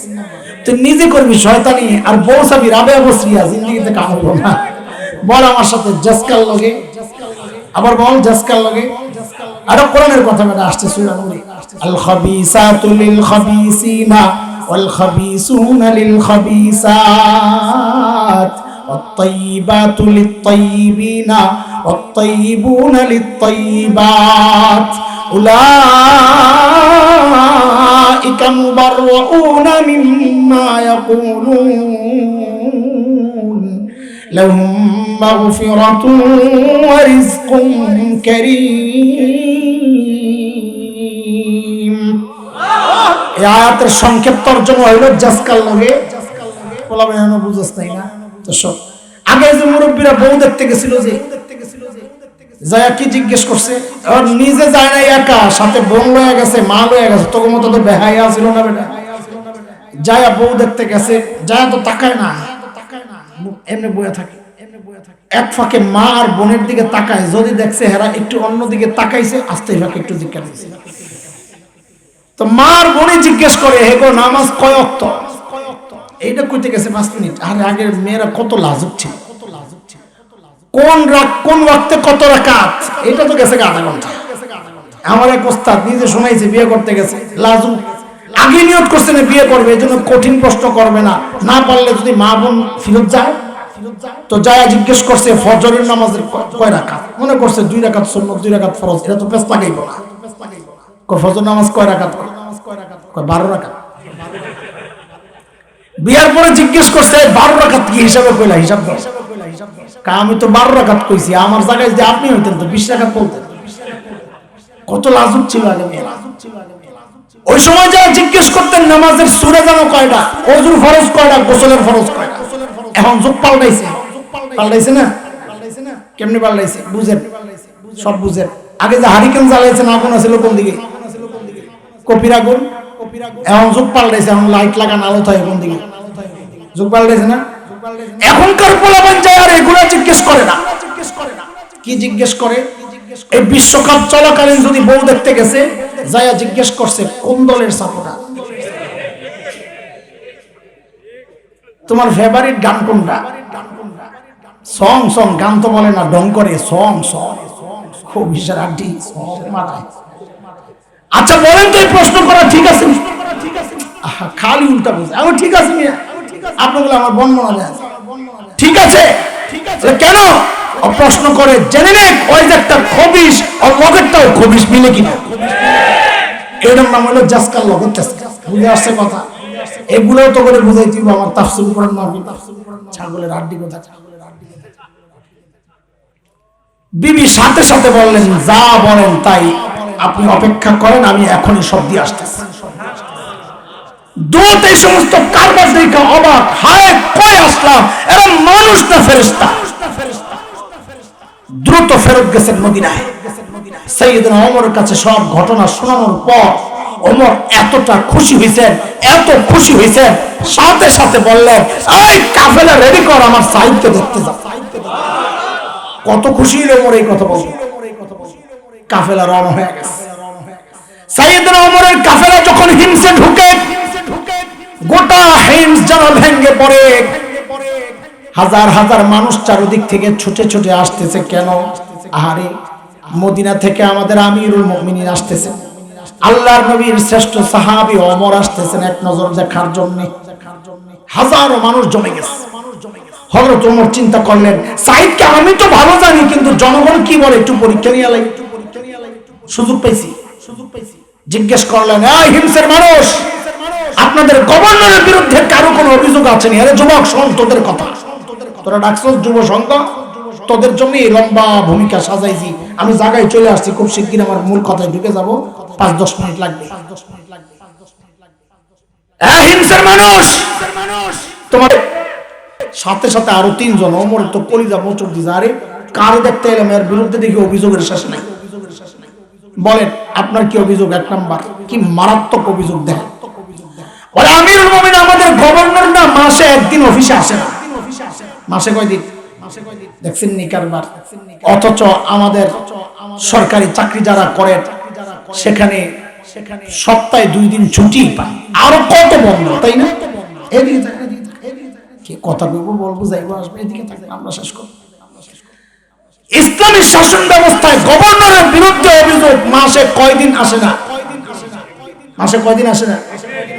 হযরত ওমর তো ধরছেন, এই সাইদ, কেন তুমি মাসে একদিন অফিসে আসো? ধনী এলাকার গভর্নর সাইদ, কোন এলাকার? হিমস, ধনী এলাকার গভর্নর কি বলে শুনে। আরে মানুষগুলো ছিল কি, হইল কি দেখেন। হযরত সাইদ আসামির কাঠগড়ায় দাঁড়ায়া বলতেছেন, আমিরুল মুমিনিন, এই যে আমার গায়ে 2 টুকরা কাপড় দেখতেছেন, একটা লুঙ্গির মতো করে পরা, আরেকটা চাদরের মতো করে জড়ানো। আমিরুল মুমিনিন, এই 2 টুকরা কাপড় ছাড়া আমার না আর কোনো কাপড় নাই। তো মাসে একদিন অফিসে আসো না যে? বলে, এই কাপড় পরতে পরতে দুর্গন্ধ হয়ে যায়, নিজেরও কষ্ট হয়, মানুষেরও কষ্ট হয়, তাই মাসে একদিন উপরেরটা ধুয়ে দেই, শুকাইতে দেই, ওইটা শুকায়া গেলে নিচে পরি, নিচেরটা ধুয়ে দেই, শুকায়া গেলে ওইটা গায়ে জড়াই, তারপর অফিসে আসি। বেলা অনেক দূর যায়, আমি আসি না তা না, একটু দেরি হয়। উনি হয়তো সকালে আইসা আমারে না পাইয়া ভাবছেন আমি আসি। আচ্ছা বলেন আপনার কি সমস্যা? 2 নাম্বার, বলে, আমিরুল মুমিনিন আমাদের গভর্নর না, ওনারে দিনে তো পাওয়া যায়, রাতে আর খুঁজে পাই না, রাতেও সময় দেওয়া লাগবে। দেখেন অবস্থা। তাও হযরত ওমর রাগ হয়েছেন, সাইদ জবাব দাও, কেন তোমাকে রাতে পাওয়া যায়? আসামির কাঠগড়ায় হযরত সাইদ জবাব দিচ্ছে, আমিরুল মুমিনিন, এটা তো একান্ত আমার ব্যাপার ছিল, বলতে চাই নাই, প্রকাশ করতে চাই নাই, এখন প্রশ্নের মুখে পড়ে গেছি, না বলেও তো পারছি না। আমিরুল মুমিনিন, কাসামতু হায়াতি বাইনা রাব্বি ওয়া বাইনা ইবাদি। আমিরুল মুমিনিন, আমি আমার জীবনটারে 2টা ভাগ করছি। এক ভাগ রাতটা আমি আমার মালিককে সময় দেই, আরেক ভাগ দিনটা মালিকের বান্দাদেরকে সময়। আরে দোস্ত, কি মানুষ কি হয়ে গেছে, ওরা মালিকের জন্য আলাদা টাইম বরাদ্দ করে, অথচ আমরা তো ব্যস্ত মানুষ, মালিককে টাইম দেওয়ার সময় কোথায়, তাই না? ব্যস্ত মানুষ। আহা, অথচ যুবক, এই হায়াতের একটা ভাগ কিন্তু ফেসবুকে পায়, এই হায়াতের একটা ভাগ কিন্তু ইউটিউব পায়, এই হায়াতের একটা ভাগ কিন্তু ইহুদি নাসারা ফাসিক ফুজ্জার খেলোয়াড়েরাও পায়। গায়ক গায়িকা পায়, নায়ক নায়িকা পায়, আমার পরিবার পায়, সমাজ পায়, সন্তানেরা পায়, এমনকি আমার নেতাও পায়। পায় না কেবল আমার মালিক। মালিককে টাইম দেওয়ার সময় আমার হাতে নাই। এরে জালিম, আমি আর তুমি ছাড়া দুনিয়ার সব মালিককে টাইম দেয়। ওই একটা গাছের দিকে তাকায় দেখো, কি মনে হয় গাছটা বুঝি এমনি দাঁড়ায় আছে? না না না, ওই গাছটাও দাঁড়ায়া দাঁড়ায়া মালিকের তাসবিহ পড়ে। যে কুকুরটাকে নিকৃষ্ট প্রাণী মনে করে তাড়ায়া দাও, ওই কুকুরটাও রুকুর হালতে মালিকের তাসবিহ পড়ে। যে পোকামাকড় গুলোরে পায়ে দলে মেরে ফেলো, ওই পোকামাকড় গুলো সেজদার হালতে মালিকের তাসবিহ পড়ে। পড়ি না কেবল আমি আর তুমি, আমাদের হাতে সময়। সময় একদিন আসবে, সেদিন করার থাকবে না কিচ্ছু। আফসোস করে করে শুধু কাঁদতে হবে আর বলতে হবে, ইয়া লাইতানা ইয়া লাইতানি কদ্দামতু লিহায়াতি। সময় মতো যদি একটু পুঁজি বানায় আসতাম, তাই আজকে আর এত বিপদে পড়া লাগে না। এই জন্য বলি যুবক, পুঁজি বানাও, পুঁজি বানাও। বাবা পুঁজি বানান। মালিকের সামনে কি নিয়ে দাঁড়াবেন বলেন তো? কি নিয়ে দাঁড়াবেন? পুঁজি কি? ছোট্ট একটা পুঁজির ঘটনা শোনাই আপনাদেরকে, তারপরে ফিনিশিং এর দিকে যাবো। ভয় পেয়েন না, অনেক রাত নেব না, আমারও তো কষ্ট লাগতেছে। সাম্প্রতিক কালের কথা, আমার মাদ্রাসার এক শিক্ষক একদিন আমার ডাক দিয়ে বলতেছেন, ভাইজান একটা ভিডিও দেখাই আপনাদের। তার মোবাইলে কোন এক যুবক ভাই, তোরা শোন, তোদের জন্য কথাটা বলা, কোন এক আরব দেশের এক টেলিভিশনের প্রোগ্রাম ভিডিও মোবাইলে, একটা ছোট্ট বাচ্চা, বড় জোর 13-14 হবে বয়স, বাচ্চাটা অন্ধ, তার সাক্ষাৎকার নেওয়া হচ্ছে। অন্ধ মানে একদম চোখ লেপটানো অন্ধ, এরকম লাগানো, আরবিতে বলে মাকফুফুল আইন। তো উপস্থাপক ওই বাচ্চাকে জিজ্ঞেস করতেছে, আচ্ছা তোমার যে চোখের নিয়ামতটা নাই, তুমি কি নিয়ামত আল্লাহর কাছে ফেরত চাও? বাচ্চাটা ভাবলেশীন জবাব দিয়া দিল যে না, আমি এই নিয়ামত ফেরত চাই না। আমি তো অবাক হয়ে গেছি, কি রে বোকা নাকি, বলে কি এই নিয়ামত ফেরত চাই না? আমার চেয়ে বেশি অবাক তো ঘোষক হয়েছে, কারণ আমি তো ভিডিও দেখে অবাক হয়েছি, উনি তো সামনাসামনি। উনি খুব অবাক হয়ে জিজ্ঞেস করলেন, লিমাজা, আরে এই নিয়ামত তুমি কেন ফেরত চাও না? কেমন কথা? হায় হায় হায়, এই ছোট্ট বাচ্চার কি পবিত্র চিন্তা, সুবহানাল্লাহ। তার জবাবটা শুই না বুঝছি, বোকা তো ও না, বোকা তো আমি বোকা। কি বললো এই বাচ্চা? আল্লাহকে সাক্ষী রেখে বলছি আপনাদেরকে, ওর জবাবটা শুই না আমি সাথে সাথে কান্না করে। উপস্থাপক যে ছিল, প্রোগ্রাম চালাইতেছিল, উনিও দেখছি কান্না করা শুরু করছে। ওর কান্না দেখে আমি আরো বেসামাল হয়ে গেছি। দ্রুত আমি আমার টয়লেটে ঢুকে গেছি, ভিতরে দরজা লাগায়া ভিতরে অনেকক্ষণ কাঁদছি, পাতলা হইয়া তারপর বের হয়েছে। ও বলে কি জানে, ওকে যখন জিজ্ঞেস করা হলো, তুমি কি তোমার এই নিয়ামত আল্লাহর কাছে ফেরত চাও? বল না, চাই না। আর কেন চাও না? তো বলে কি জানে, আরে কি পুঁজি বানাইছে যুবক, দেখো কি পুঁজি বানাইছে দেখো। ও বলে কি, হাসরের মাঠে যখন বিচার শুরু হয়ে যাবে, যখন আমার সিরিয়াল আসবে, ছোট্ট বাচ্চা, ওর কি সিরিয়াল, ওর অনুভূতিটা দেখেন। যখন আমার সিরিয়াল আসবে, তখন যেন আমি আমার মালিকের সামনে নত জানু হয়ে বসে বলতে পারি, ও আমার মালিক, ও আমার মালিক, দুনিয়ায় তুমি আমার এই নিয়ামতটা দেও নাই মালিক, আজকে এই উসিলায় কি আমার আযাবটাকে একটু কমায়া দেওয়া যায় না মালিক? আমি কাঁদতেছিলাম উল্টা চিন্তা করে। ঠিক উল্টা প্রশ্ন যদি আমার প্রতি আসে, আমি কি জবাব দেব?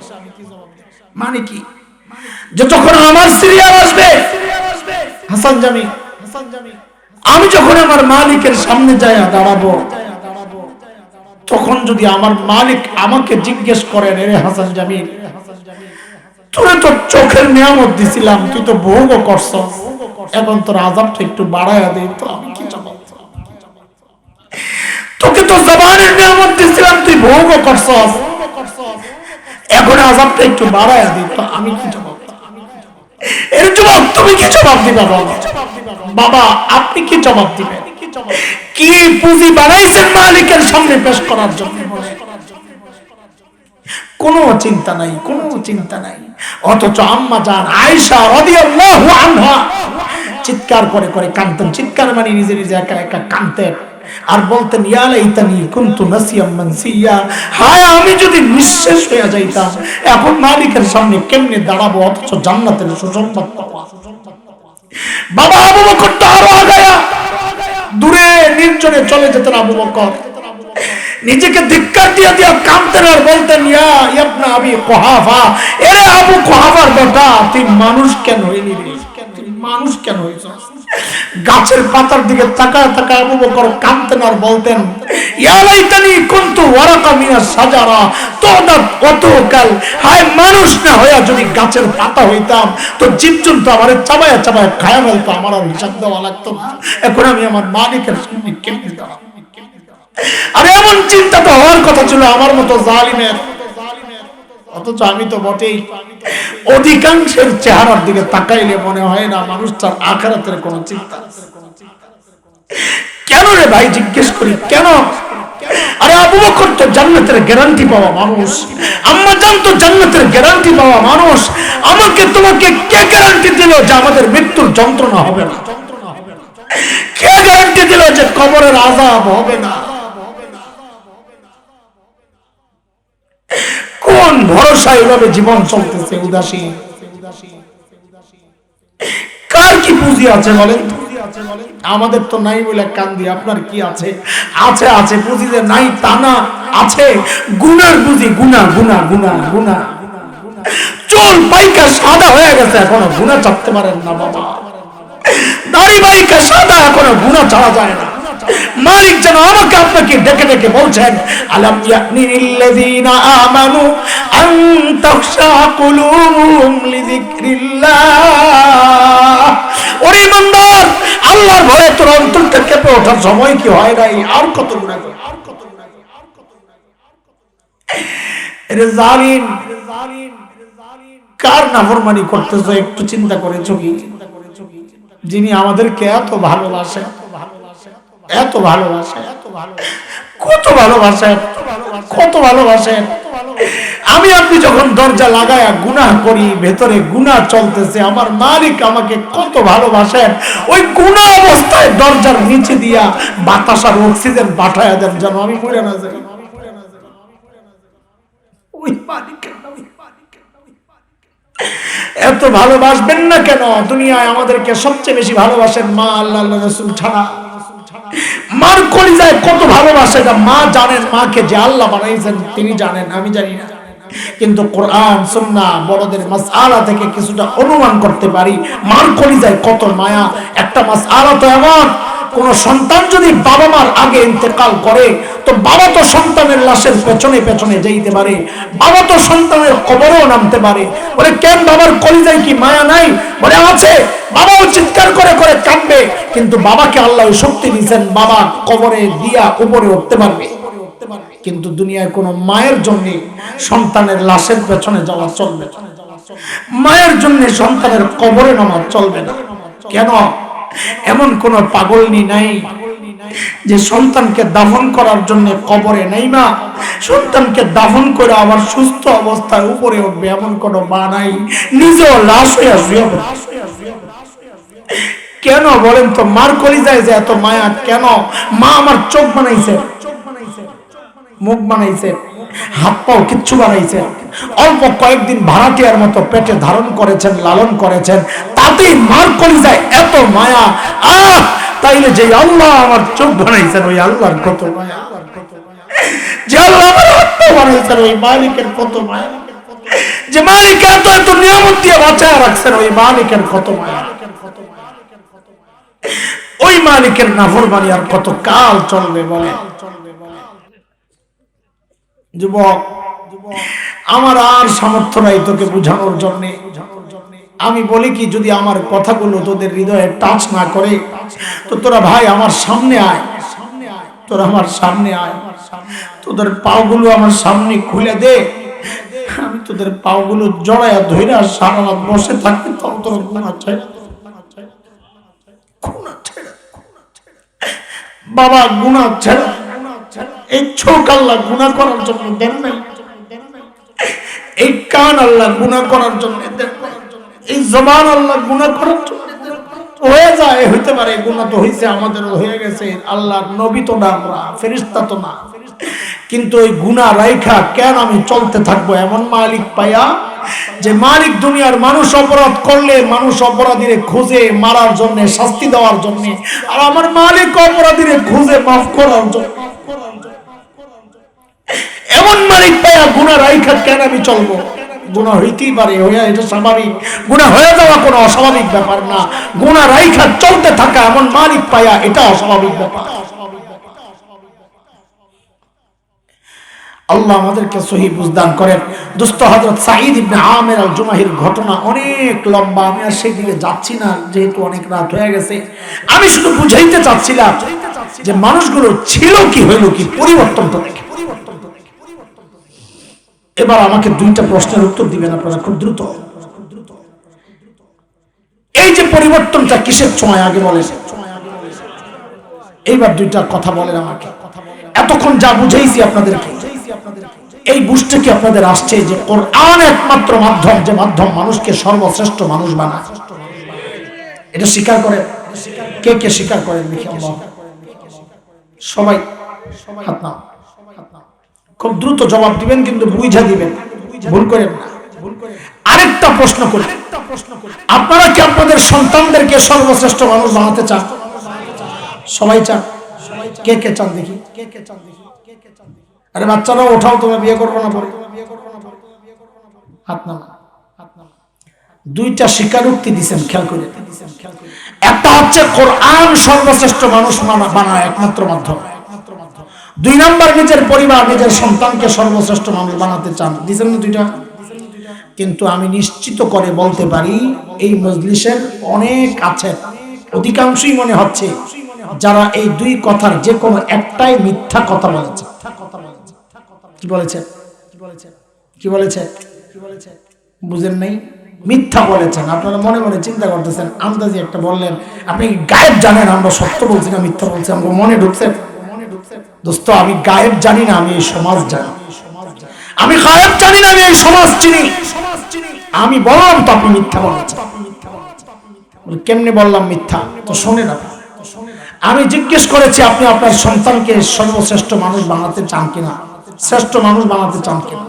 আপনি বলেছেন হ্যাঁ বানাতে চান। তাহলে আমি জিজ্ঞেস করি, সন্তানকে শ্রেষ্ঠ মানুষ বানাতে চান, এই কথায় যদি আপনি সত্যবাদী হন, আবার ওইটাও বললেন যে কোরআন একমাত্র মাধ্যম, যে মাধ্যম সর্বশ্রেষ্ঠ বানায়, তো আপনি আপনার সন্তানকে সর্বশ্রেষ্ঠ মানুষ বানানোর জন্য কোরআনের প্রতিষ্ঠানে না পাঠাইলেন কোথায়? বলেন, কি বোঝা গেল? আপনি আপনার কথায় মিথ্যা বলতেছেন। আপনি যদি আপনার সন্তানকে সর্বশ্রেষ্ঠ মানুষ বানাতে চাইতেন, তো ওকে ইংলিশ মিডিয়ামে না পাঠাইয়া ওরে কোরআনের প্রতিষ্ঠানে পাঠাইতেন। কথা বলেন। দেখেন, আমি আবারও বলছি, আপনাদের কারো শিক্ষা ব্যবস্থাকে তুচ্ছ তাচ্ছিল্য করছি না। আমি আমার অবস্থা বলছি। আমি আপনাদের হৃদয়ে, আপনারা জানিয়ে গর্ব করছেন, এটা যে আফসোসের বিষয়, ওই আফসোসের আগুনটা লাগানোর জন্য কথাগুলো বলছি, ছোট করার জন্য। আপনি করছেন কি? কি করছেন? সন্তানকে অনেক বড় বানাবেন, তাই না? বড় বানাইয়া কি হবে? ছোট্ট একটা ওই ধরলাম কি ছাড়লাম কি উদাহরণ দিয়ে শেষ করতেছি। আমার মসজিদ ঢাকায়, সায়েন্স ল্যাবরেটরি, ধনীরা থাকেন এলাকায়। বড় এক মানুষ মারা গেছে সমাজের, ছেলে থাকে আমেরিকা, পিএইচডি করা ডক্টর, আমেরিকার এক ইউনিভার্সিটির প্রফেসর। ও বাবারা, খেয়াল করে শুনে, ওই লোক মারা গেছে, ছেলে আমেরিকা থেকে আসবে, তারপর জানাজা হবে, এই জন্য বাবারে হসপিটালে রেখে দিছে ফ্রিজে। 2 দিন না 3 দিন পর ছেলে আসছে, জানাজা আসছে আমার মসজিদে। জানাজা পড়াতে যাবো, এর মধ্যে ওই ভদ্রলোক হাউমাউ করে কান্না শুরু করছে। আমার চিন্তা হলো, এই টাইপের মানুষ কান্না করে না, কারণ আল্লাহর গোলামি না করতে দিল শক্ত হয়ে যায়, পাথরের চেয়েও বেশি, চোখে পানি আসে না। এটা আমার অভিজ্ঞতা, আপনারা কষ্ট নিয়ে না। আমি তো অবাক হয়ে তাকায় রয়েছি। পাশে তার এক আত্মীয় আমারে বলে কি, হুজুর আসার পর থেকে এই পর্যন্ত একটু কান্দে না। এমন কেন কান্দিস? তাই মনে করছে আরে বাপের জানাজা পড়বে, এই জন্য কান্দা আসছে। কাছে ডাকলাম সান্ত্বনা দেওয়ার জন্য, ভাই আমারও বাবা নাই, মা নাই, আপনারও বাবা চলে গেছে, সবর করেন, একদিন আমিও আপনিও চলে যাব। ভদ্রলোক আমাকে বলে কি জানেন হুজুর, বাবা চলে গেছেন, আমি তো সেজন্য কান্না করতেছি না। আমি তো আরো অবাক হয়ে জানে বলি তো কি জন্য কান্না করতেছে? বলে আমি আমার বাবার লাশের সাথে একটু কথা বলতেছি, কোনো জবাব আসতেছে না। কি কথা বলতেছে? বলতেছি আরে বাবা, আমারে কত লেখাপড়া তুমি করাইলা, সর্বোচ্চ ডিগ্রি, এই সর্বোচ্চ ডিগ্রির শিক্ষিত বানানোর জন্য তুমি তোমার জীবনটা শেষ করলা, যৌবন শেষ করলা, কামাই শেষ করলা, তোমার হায়াত যা আছে সব শেষ করলা, ক্যারিয়ার শেষ করলা। তোমার উদ্দেশ্য হাসিল হয়েছে, তুমি আমারে সর্বোচ্চ ডিগ্রিধারী বানাইছো, কিন্তু এখন তোমার লাশ আমার সামনে, আমি জানাজা পড়ব, জানাজায় কি পড়ব বাবা এটা কেন শিখাইলাম, এখন আমি কি পড়বো বলো তুমি। আরে কিসের গর্ব করেন আপনারা? কিসের গর্ব করেন? গর্ব তো করবে হাফেজের বাবা, গর্ব তো করবে আলেমের বাবা। আপনি কিসের গর্ব করেন? করার কথা আফসোস করেন গর্ব। এই কেমনে বুঝাবো আপনাদের? উল্টা যে বাবার সন্তান তার জানাজা পড়াইতে পারবে না, আমি মনে করি ওই বাবার গর্ব করার কিচ্ছু নাই, ওর আফসোস করার দরকার। আরে করলাম 2-3 মিনিট ধৈর্য আছে, আমি একটা উদাহরণ দিয়ে কথা শেষ করতে চাই। আছে এক এলাকার, গোটা এলাকার মানুষ বোকা, এমন থাকে বাংলাদেশে বহু এলাকা আছে সরল সোজা মানুষ, গোটা এলাকার মানুষ। ওই এলাকায় এক ছেলে কেমনে জানি খেজুর গাছের মাথায় উঠে গেছে। খুব সহজ কাজ তাই না? উঠা আর নামতে পারে না, কারণ উঠার চেয়ে নামাটা আরো কঠিন। এখন খেজুর গাছের মাথায় বসে হাউকাউ করতেছে, কান্নাকাটি করতেছে, নামার কোনো বুদ্ধি নাই। এলাকার মানুষ যেহেতু বোকা, ওরাও নামানোর কোনো সিস্টেম বুঝতেছে না, কেমনে নামাবে। তো একটা বুদ্ধি আসছে মাথায় যে পাশের এলাকা ওরা চালাক, ওখান থেকে একজন রে। আচ্ছা বলেন, বোকা এলাকার পাশের এলাকা চালাক হইলে আর কত দূরিব? ওরা চালাকিতে যদি পয়েন্ট পায় 0, তো পাশের এলাকা 0-র পাশের সংখ্যা কত? 1 না 10? তো ওরা পয়েন্ট নাইলে 1 পাইব, 10 তর পাইব। বুঝছেন না কথা? তো ওখান থেকে একজন রে আনছে। কি হয়েছে ভাই, কি জন্য ডাকছো? ও ভাই আমাদের এই লোক খেজুর গাছের মাথায় উঠছে, নামতে পারে না, নামানোর ব্যবস্থা করো। আয় খোদা, মানুষের মাথায় কিচ্ছু নাই, এই ব্যাপারে নামানোর জন্য আমরা আনতে হয়, এটা ব্যাপার। ভাই পারি না দেখে তো আনছি। কি করা? একটা লম্বা শক্ত রশি, তো লম্বা একটা শক্ত রশি আনছে। এখন কি করব? এই রশির মাথা খেজুর গাছের মাথায় উঠায়। আচ্ছা উঠায় দিছো, এখন কি করব? করে বলো কোমরের মধ্যে শক্ত করে বাঁধতে। তো কোমরে শক্ত করে বাঁধছে। এখন কি করব? বলে আমি যখন হ্যাঁ বলবো সবাই একসাথে টান দিবে।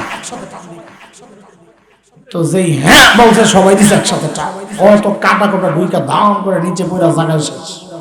ও তোদের নবীগঞ্জের বাজারে ইন্দুরের ওষুধ বেছে না, জায়গায় খায় জায়গায় ব্রেক, জায়গায় শেষ।